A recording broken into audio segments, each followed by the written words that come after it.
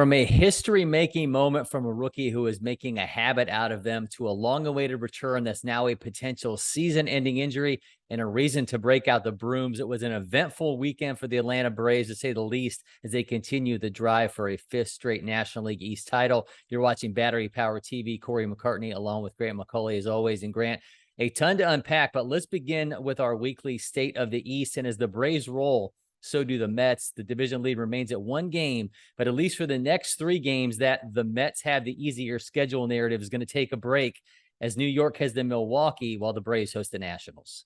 Yeah, it's going to be a little bit tougher for the Mets, who haven't necessarily run roughshod over their entire September schedule. So there is at least that. They were able to run roughshod over the Pittsburgh Pirates, though. So it's very fortunate that the Braves, while facing a much better Phillies club than, say, the Pirates. I mean, this is a team in Philadelphia that hopes to get one of these wild card spots and make it to October. It was not the narrative that we maybe expected walking into the month of September. And I do feel like that the Braves have now the opportunity. It's kind of a role reversal with the Washington Nationals rolling into town for a 3-game series. And the Brewers really have a chance to be perhaps one of the most helpful teams, most helpful club that is on the Mets schedule as far as what the Braves are trying to do. So it's really fascinating to see that at least for a handful of days, this narrative will flip around, but we all know what's ahead and on the horizon. And that's the 3-game set between the Braves and the Mets. So how much ground can be made up by then? How much ground could be lost by one of these two clubs by then? Those are the things we're going to be monitoring very, very closely over the next week and a half. These aren't the same Brewers that were up by nearly by as many as 4.5 games in the National League Central and had a 90% chance of making the postseason back on August 1st. That's now at 29%, but the Brew Crew did at least wake up from their slide a little bit. They split a short series with the Cardinals and took 2 out of 3 from the Yankees, but the Mets, they are going to have Max Scherzer back in the series, who's starting the first game in Milwaukee. The Mets are going right back to, after that, to their non-contenders with the A's to follow for 3, while the Braves have the Phillies in between 2 series with the Nationals. The only thing we can say with any certainty right now is the best and closest race in baseball is not disappointing. And speaking of not disappointing, Spencer Strider is now the fastest to 200 strikeouts in history, getting there in 130 innings, breaking the previous mark of 102 thirds by Randy Johnson in 2001. That, along with the franchise record 16 strikeouts, the best FanGraph for a Braves rookie pitcher since World War II. He is really penning what's becoming one of the great historical rookie seasons for a starting pitcher in this franchise or any other. Yeah, he absolutely is. And I was tracking that Randy Johnson stat as Spencer Strider came into the day, just 8 strikeouts away from 200 and at under 130 innings. So you knew there was a chance for something special to go on. And really, I mean, you can go all the way back through baseball history and try to find guys that had 300 strikeout seasons, which Randy Johnson in 2001 was busy making a run at Nolan Ryan's single season strikeout record, set the record for Ks per 9 from a starting pitcher with 13.41. Well, Spencer Strider has about 13.8 strikeouts per 9 and got to 200 strikeouts, 2/3 of an inning faster than Randy Johnson did. 130 innings for 200 strikeouts. You could have given me all the slips to fill out for things I thought would be bold or crazy predictions for the Braves in 2022. I don't know that I ever would have come up with this one, no matter how much time you gave me, but it's kind of like running out of great things to say about Spencer Strider and strikeouts, because he just does it better than anybody else that we've seen in a Braves uniform at any time, I think, in the franchise's history, if we're being quite honest. Now, it is a smaller sample size, and there are some very good strikeout pitchers in the history of the Braves and some very good strikeout pitchers across the game of baseball. But what Spencer Strider is doing should be getting the attention of everyone, not just in Braves country, not just in the National League, but all of baseball. This kid, most years, would be a runaway rookie of the year. And the crazy thing is, we're not even sure if he's going to win that award because of what somebody else on his own team is doing. But it's been impressive, and I just look forward to the next one, the next chapter in it, because every 5th day, this kid has a chance to do something special, and that's pretty much what he's done since joining the Braves rotation at the end of May. Strider is not going to catch Dwight Gooden, who has the FanGraph rookie record of 8.3 WAR in 1984, but the potential of 3 more starts should he continue on that 5-day turn. I think there's a real chance he gets around that 5.4, 5.5 mark. That would be the best by a rookie starter since Ron Guidry in 1977. And I've gone back and forth with the who should win rookie of the year debate with Strider and Michael Harris II continuing to up the ante seemingly every time they take the field. It's probably worth waiting at this point until we had the complete resumes. I mean, but this is truly really historic stuff that we're seeing from Strider. At least 9 Ks in each of his last 4 starts. I don't think it's out of the reason to think that he gets past Yu Darvish, who had 221 in 2012 for the most by a rookie pitcher in this millennium. And I just don't know where this thing's going to go with him by season's end, because it seems like each time we kind of have an expectation of what Strider's capable of, he just goes up and does something completely unexpected. He really does. And I believe it's Kerry Wood's rookie season was the most strikeouts by a rookie since Doc Gooden's huge year in 1984. And if you look at that fWAR for Gooden, I mean, man, that's a guy that you go back and you think about what could have been there. I mean, he started off as a house of fire for a number of years, but think about how many more innings. He threw 218 innings that year. Spencer Strider's not going to get close to 218 innings, but if you gave him 218, Spencer Strider might strike out 330 guys. That's just how ridiculous it is. This is the kind of strikeout stuff, if he were to maintain his rates and his pace, could put him into line for one of the greatest rookie seasons and one of the best pitching seasons that we've seen in quite some time in terms of just pure strikeouts. And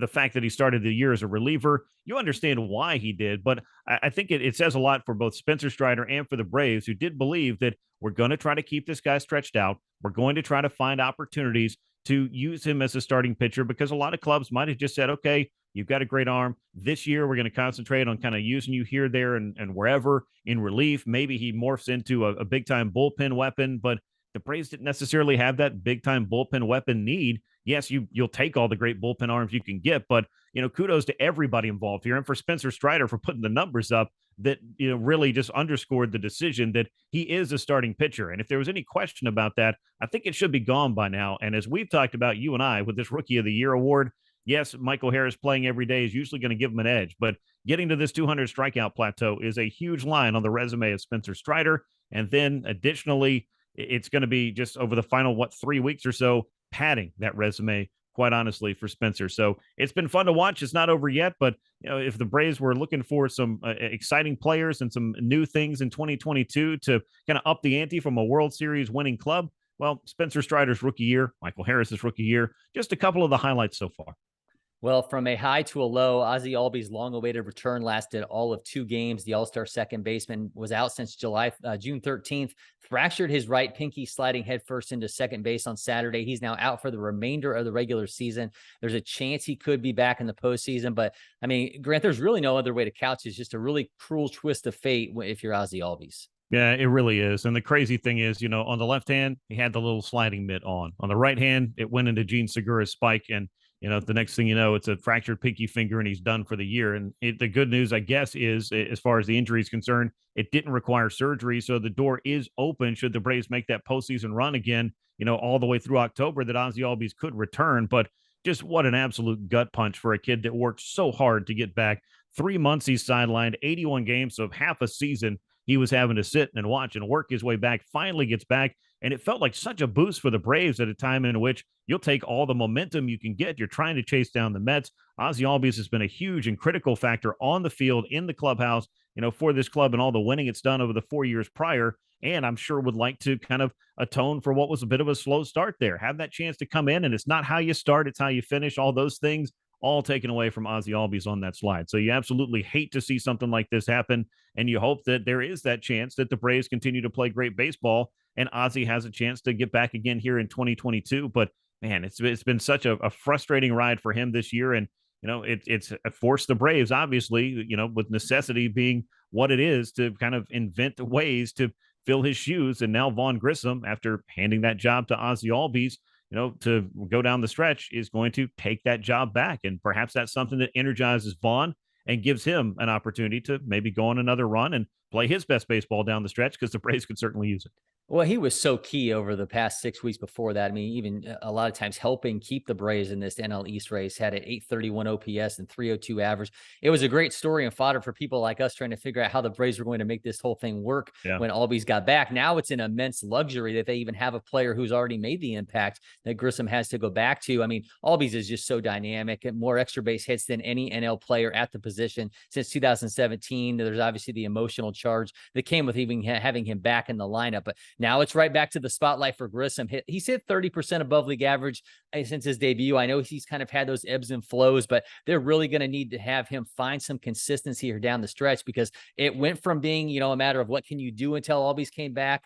Ozzie's back. You don't have anything to do at the moment. Now it's right back to Grissom needing to contribute to this team in a big way. Yeah, he had cooled off over the 3 weeks prior leading into Ozzie Albies' return. But again, rookies are going to have the ebbs and flows and those highs and lows throughout the course of a season. And as I've said, and we talked about it on From the Diamond, it's for young players making the adjustments to the adjustments that the league makes to you. And for Vaughn, I think it's finding ways to, continue to stay with his approach. I think he has a really good one at the plate. He definitely knows how to work at bats more so than a young 21-year-old player, more than I've seen as far as some of the guys who've come along and kind of had the whole thing become a little bit overwhelming. I mean, think about Austin Riley. I mean, he got eaten up by sliders in his rookie season, whereas for Vaughn, I think he's just got a different approach, and I think it's something that can work for him. But hitting the ball hard more consistently is clearly something he'll be looking to do. But holding down second base, defensively doing the job, and being out there every day, the Braves, I'm sure, are happy to have somebody who has been on the job for a while and can hopefully continue to,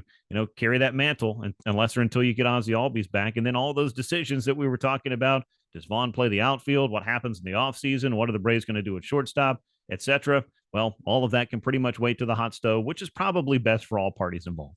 Well, we saw Grissom be able to go to opposite field a lot there right before Albies got back. So hopefully he's able to continue to show that growth at the plate. The Braves are going to try to keep the good times rolling in that winning streak, as well as they now welcome in the Nationals for 3 games. They'll have them for 6 of the next 9. Obviously, a bottom 5 offense, the league's worst pitching staff. That team's obviously a mess, but as we tried to piece together what the Braves postseason rotation might look like, and certainly Bryce Elder's back now, and they may be lining things up for that next series against the Phillies, then of course the Mets to follow, to get everything right in line. But this could be an opportunity for some pitchers, Charlie Morton, Kyle Wright in particular, to build on opportunities here against a struggling team to kind of get their resumes up to snuff before the postseason turns around. Yeah, and you talk about having luxuries like the having a player like Vaughn Grissom to step back in for Ozzie Albies. Well, having a Bryce Elder, the way he has pitched in a couple of different instances here down the stretch, I think has been key to helping the Braves get their rotation realigned, helping a couple of guys get some rest. And that's something that they could look to key in on again here down the stretch, and also have that rotation not just lined up for how they like to see it in the postseason and everybody being on a roll at that point, but all of these matchups that you have with the Phillies for a 4-game series after the Nationals, of course, that Mets series. You have a chance to maybe move your rotation around a little bit, a day here or there, to make sure you get the exact pitchers you want starting in that series. And Bryce Elder has been more than up to the challenge. So I like this move. And I feel like, the good clubs, they have these pieces of depth that they can, lean on. And some young players have gotten some opportunities in 2022. That might be the biggest understatement of this show. And Bryce Elder is just the latest guy that could get a chance to throw some meaningful innings here in September. And thus far, in his opportunities in the second half, he has given you every reason to believe that he should be at least a little part of this plan as the Braves come down the stretch. I'm really interested to see what Charlie Morton's got going his next time out. 4 earned runs in each of his last 2 starts. He's allowed 5 home runs over his last 4 outings. Kyle Wright in almost 4.0 ERA since the beginning of August. So obviously chances here to build on things against a struggling lineup and maybe cause them some major headaches. Max Fried was in line to get the start. We'll see how he's able to go out the next time he mans the mound for the Atlanta Braves. That's going to do it for this episode of BPTV. Make sure you subscribe, turn on those notifications, help us spread the word to get this thing to continue to grow. And also don't forget, you can find us on From the Diamond on 92.9 The Game in Atlanta, or wherever you find your podcasts. Until next time, I'm Cory McCartney. He's Grant McAuley, and we'll see you soon, Braves country.